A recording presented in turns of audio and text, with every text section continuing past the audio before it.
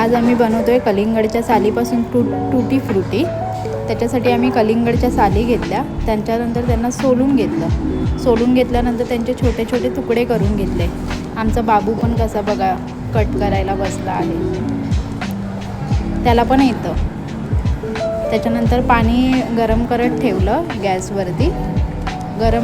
थोडं पाणी गरम झाल्यावर त्याच्यामध्ये त्या कलिंगडच्या सालीचे तुकडे ॲड केले। तुकडे ॲड करून झाल्यावर ते चमच्याने थोडं फिरवून घ्यायचं।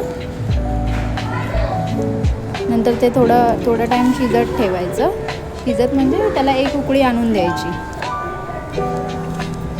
उकळी आणून झाल्यावर त्याला एका प्लेटमध्ये काढून घ्यायचं। त्याच्यानंतर आता आपण साखरेचा पाक बनवूया। त्याच्यासाठी साखर घेतलं, त्याच्यामध्ये पाणी ॲड केलं। त्याचा पाक झाल्यावरती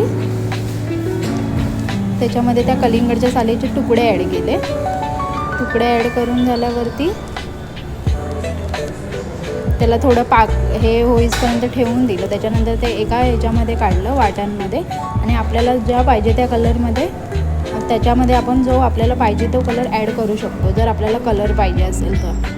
आहे की नाही हेल्दी, आणि म्हणजे आपण ते टाकून देणार, त्याच्यापेक्षा आपण त्याचा यूज असा करायला पाहिजे, म्हणजे त्याच्या